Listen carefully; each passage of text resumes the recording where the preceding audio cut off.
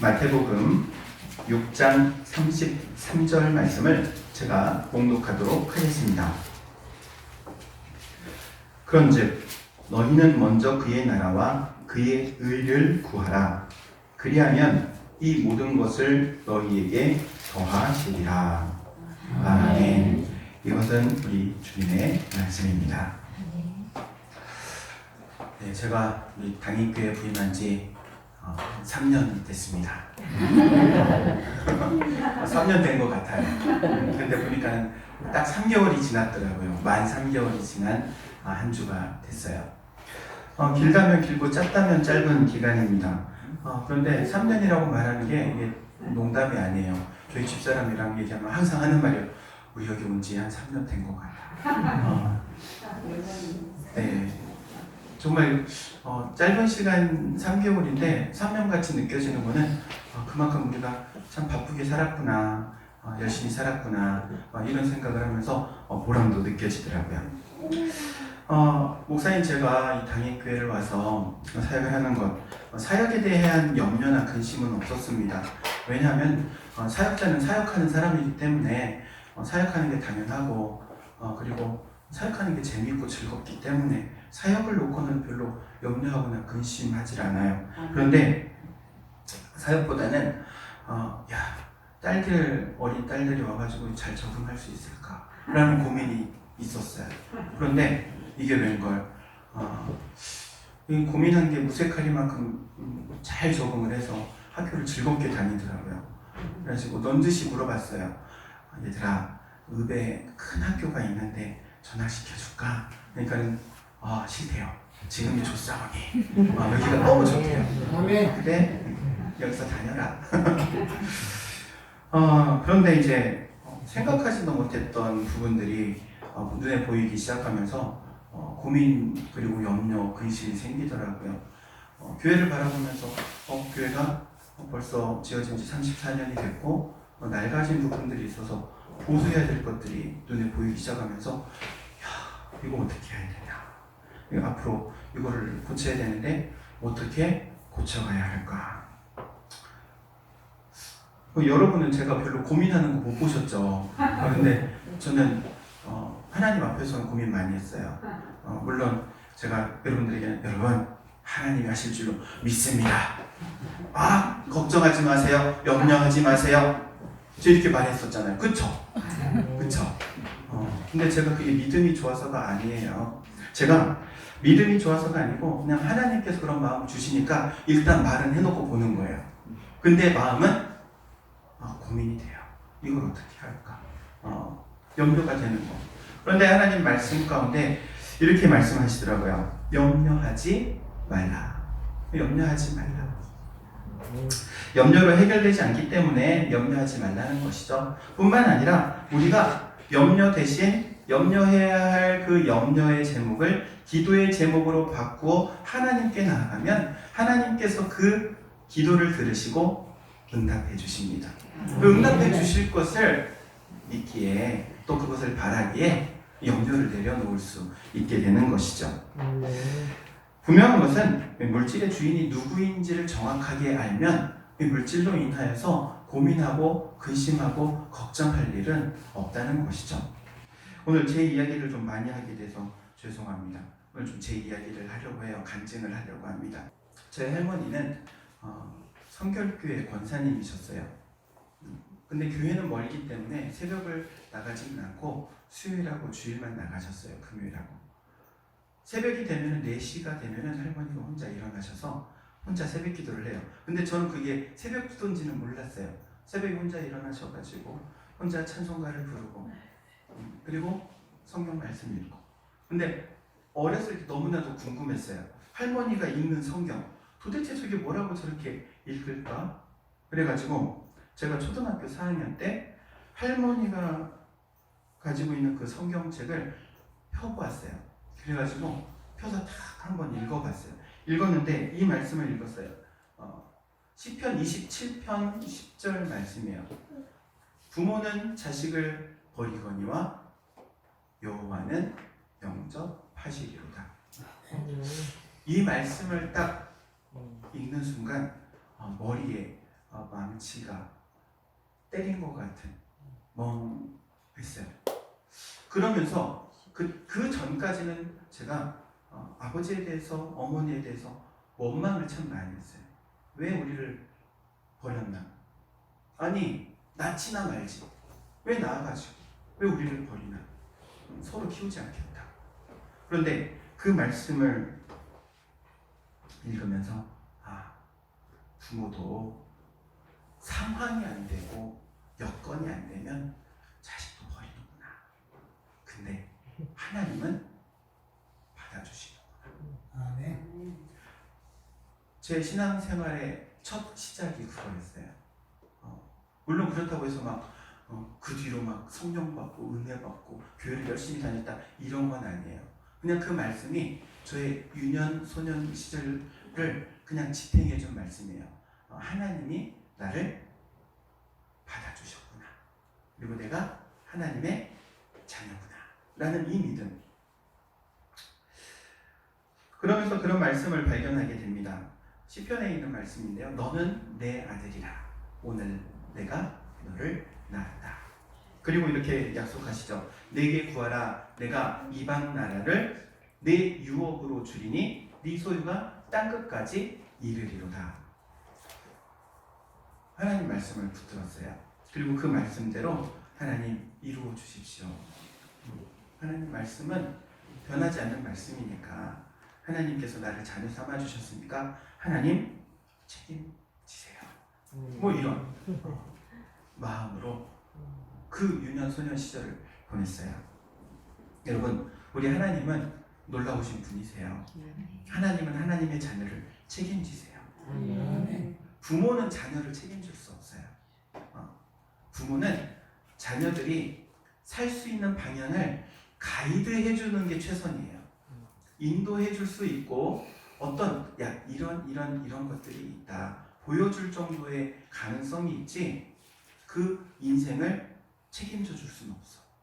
그런데 우리 하나님은 우리를 책임져 주세요. 여러분 이거 믿으시기 바랍니다. 하나님은 우리를 책임져 주시는 분입니다. 부모는 책임질 수 없지만 우리 하나님은 우리를 책임져 주신다는 사실. 그래서 하나님을 알면 알수록 하나님 너무 멋진 분이에요. 하나님을 알면 알수록 하나님께 기대하는 게 최고예요. 이런 믿음 여러분 가운데 있기를 주 이름으로 축복합니다. 제가 이 당인교회 부임하면서 두 가지 목회 계획을 세웠어요. 하나는 우리 신앙생활하는 모든 분들이 행복한 신앙생활을 했으면 좋겠다. 행복한 신앙생활. 교회 나오는 게 즐겁고 기쁘고 재밌고 아멘을 안 하네. 보통 이럴 때는 교회 나오는 게 기쁘고 즐겁고 행복하고 억지로 시켜서 기쁘고 즐겁고 행복한 신앙생활을 하는 것이 최고의 목회다. 저 그런 생각을 해요. 아니 교회를 나가는데 교회 나갈 때마다 보는 사람이 기분 나빠서 저 사람 때문에 못 나가겠어. 이러면 어떻게 해? 그렇잖아요. 보면 볼수록 반갑고 보면 볼수록 기쁘고 그렇죠. 그게 첫 번째 목회 계획. 그리고 두 번째 목회 계획이 있어요. 이거는 우리 교회는 11조 하는 교회가 됐으면 좋겠다. 저는 이제 교회 사역을 하면서 교회 안에 여러 가지 힘들고 어려운 점들 많이 있죠. 근데 그걸 보면서 제일 마음 가운데 아팠던 게 교회가 교회답지 못한 모습들이 많았다는 거예요. 교회가 교회답지 못한 것. 그 중에 하나가 교회는 11조를 해야 되는데 라는 생각이 있었어요. 어떤 분들은 이렇게 생각할 수도 있어요. 교회가 11조를 해? 왜? 교회가? 근데 11조는 신앙 고백이라고 생각합니다. 개인 11조는 개인의 신앙 고백이고 교회의 11조는 교회의 신앙 고백이에요. 그 신앙 고백의 내용이 무엇입니까?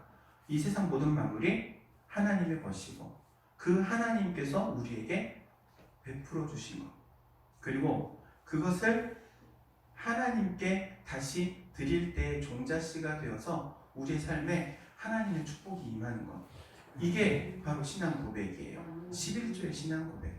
그런데 저는 11조를 강조하지 않습니다. 근데 11조를 강조하지 않는 이유는요, 11조보다 더 중요한 게 있기 때문에 그래요. 11조보다 더 중요한 거는 성령의 감동하심이에요. 감동하심을 받아야 돼요. 제가 교회 보수할 부분들이 이렇게 많은 것을 보면서 속으로만 견적을 뽑기를 1,500만 원 정도는 필요할 것 같은데 이게 되겠냐, 될까? 근데 권사님 한 분이 저에게 전화를 해가지고, 목사님, 제가 교회에서 기도하고 나오는데, 목사님하고 담임교회를 위해서 기도하고 나오는데 갑자기 제 입에서 한마디가 나오더라고요. 뭐라고 나왔어요? 1,000만 원! 아멘. 그래가지고 권사님이 이제 장로님하고 가족들하고 해가지고 1,000만 원을 보내주셨어요. 이 권사님이 11조 하겠다 그러면 1,000만 원이 들어올 일이 없죠. 근데 성령이 감동하시니까 더 큰 게 들어오는 거예요. 그래서 우리 성령의 감동하심이 정말 중요하다고 생각해요. 성령의 감동하심이 없었으면 우리가 공사를 준비하거나 혹은 계획하거나 꿈도 꿀 수 없었을 거예요. 하나님께서 감동하시고 또한 그 감동에 순종하니까 놀라운 역사가 일어나게 되는 줄로 믿습니다. 이러한 상황 가운데서 제가 우리 교회를 놓고 기도하기를, 하나님, 우리 교회 11조 하는 교회 되어야겠습니다. 11조 하는 교회. 그래서 지난 우리 수요일날 임시재직회를 열었을 때 우리 재직들이 또 다들 아멘 해주셔가지고 우리 일반 재정의 10분의 1을 구제와 선교, 특별히 선교 쪽에 하기로 그렇게 결의를 했습니다. 이거는 뭐 힘들고 어려움의 문제가 아니에요. 재정상에 넉넉하고 부족하고의 문제가 아니에요. 이것은 하나님을 기쁘시게 하는 일이다. 이러한 믿음으로 시작하는 사업이라고 저는 생각합니다. 그리고 나서 이렇게 수요일날 재직들 함께 아멘 해주셔가지고 너무 감사하고, 그러면서 이제 주일 말씀을 준비하는 가운데 오늘 말씀이 저에게 감동을 주시더라고요. 그러면서 묵상하는데 이런 말씀을 주시더라고요. 참 김 목사 잘했다. 작지만 그래, 작게라도 시작하는 거 훌륭하다.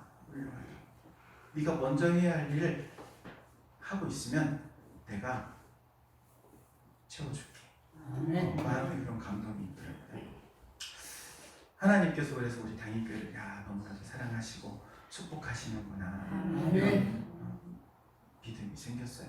목사가 참 믿음이 없어요. 여러분 앞에서는 여러분 할렐루야 할 수 있습니다 이러지. 근데 새벽에 나와서 기도하면요, 암담해요. 이게 될까? 하나님 되겠습니까? 그래도 되게 해주세요. 될 줄로 믿습니다. 우리 성도님들이 기도해 주시기 때문에, 그리고 마음을 모아주시기 때문에 가능한 일인 줄로 고백합니다. 그러면 우리가 먼저 해야 할 일이 과연 무엇일까? 저는 세 가지를 생각을 했어요. 먼저 해야 할 것, 첫 번째는 하나님께서 기쁘시게 여기는 일을 해야겠다. 하나님께서 기뻐하시는 일. 하나님께서 그럼 기뻐하실 일이 뭘까요? 하나님 뭐 할 때 가장 기쁘세요?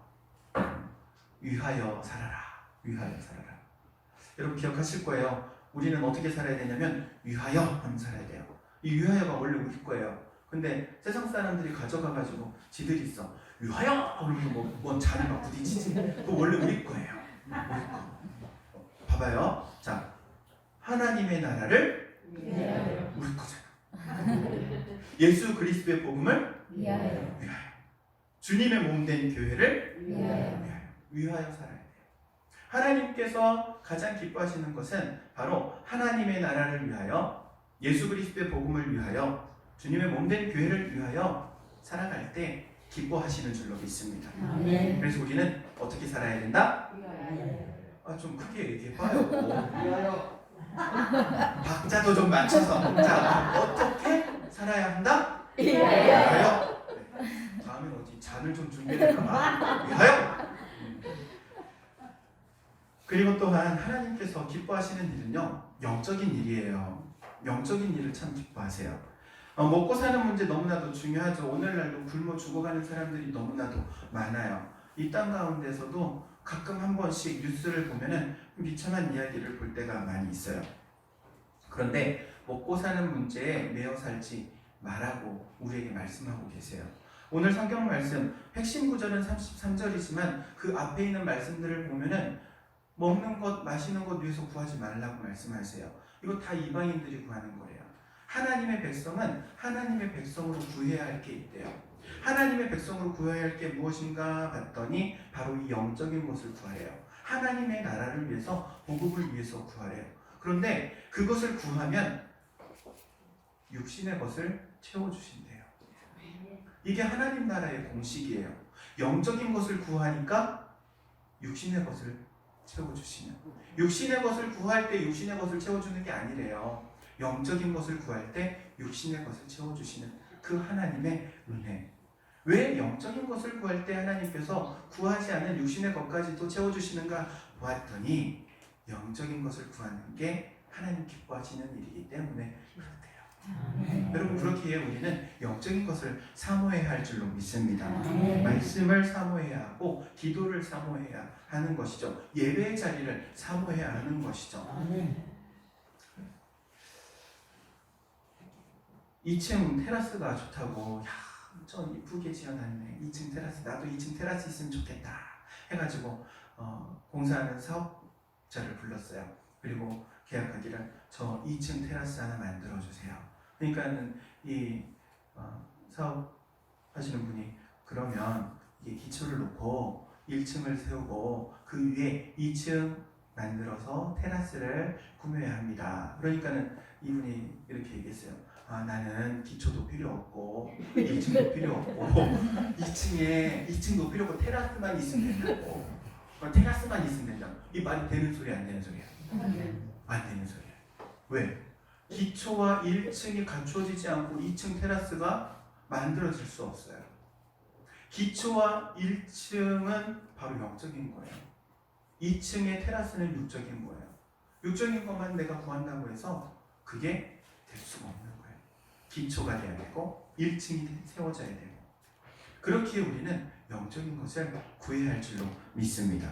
그리고 세 번째인데요, 중요한 사실은 사단은 우리가 영적인 것에 관심을 못 갖도록 항상 방해해야 한다는 사실이에요. 회방해요. 영적인 것에 관심을 갖지 못하게 해요. 예수님 공생애 초기에 40일을 금식기도 한 다음에 사단이 와가지고 시험을 합니다. 시험하는 첫 번째 내용이 무엇이에요? 바로 이 돌덩어리를 떡덩어리가 되게 그렇죠. 그런데 예수님께서 돌을 떡으로 만들 능력이 없습니까? 아니죠. 오병이의 기적도 일으키시는 우리 예수님께서 그 능력이 없으시겠어요? 근데 여기에 사단의 놀라운 계략이 있는데 뭐냐면, 예수님은 지금 40일 동안 금식하고 기도했어요. 기도한다는 건 뭐예요? 영적인 활동이잖아요. 그런데 이 사단은 와가지고 관심을 어디에 갖게 해요? 먹는 거예요. 육신의 것에 관심을 갖게 하는 거예요. 사단이 하는 일이에요. 우리가 영적인 것에 집중하고 기도하고 예배하기에 집중하면 집중할수록 더욱더 우리를 건드는데 무엇을 가지고 건드냐면 이 육적인 것을 가지고 관심을 돌리게 하려고 하는 거예요. 이게 사단의 괴계예요. 유혹이고 미혹이에요. 그것을 조심해야 해요. 그렇게 우리는 항상 깨어 있어야 할 줄로 믿습니다. 영적인 것에 먼저 관심을 갖는 우리 교회 너무나도 분위기도 좋잖아요. 예배 드리는 것도 좋아요. 찬양도 좋아요. 기도하는 것도 좋아요. 다 좋아. 그런데 예배 드리고 주일 예배 드리고 돌아가면은 집에부터 딱 들어가면 뭐가 시작해요? 은혜가 시작해요? 보통은 전쟁이 시작하죠. 은혜 받고 나가면은 전쟁이 시작하는 거예요. 왜 전쟁이 시작하냐면은 여기서는 교회를 통하여 영적인 것에 관심을 갖게 되고 영적인 것을 공급받았는데 딱 집에 돌아가면은 바로 사단이 우리로 하여금 그거를 다 관심을 끊게 하고 육적인 것에 관심을 갖게 하기 때문에 그래요. 이것을 물리쳐야 될 줄로 믿습니다. 예수님께서 말씀하세요. 사람이 떡으로만 살 것이 아니요 하나님의 입으로부터 나오는 모든 말씀으로 살 것이라. 사람은요 하나님의 말씀으로 살아가는 존재예요. 영적인 존재이기 때문에 그렇습니다. 그리고 오늘 말씀하십니다. 그런즉 너희는 먼저 그의 나라와 그의 의를 구하라. 그리하면 이 모든 것을 너희에게 더하시리라. 어떤 분은 이 말씀을 들으면서 어디에 꽂히냐면 이 모든 것에 꽂히시는 분들이 있어요. 이 모든 것을 더하시리라. 여러분, 예수님께서 이 말씀을 하실 때 이 모든 것을 강조하시는 게 아니고 하나님의 나라와 의를 구하라.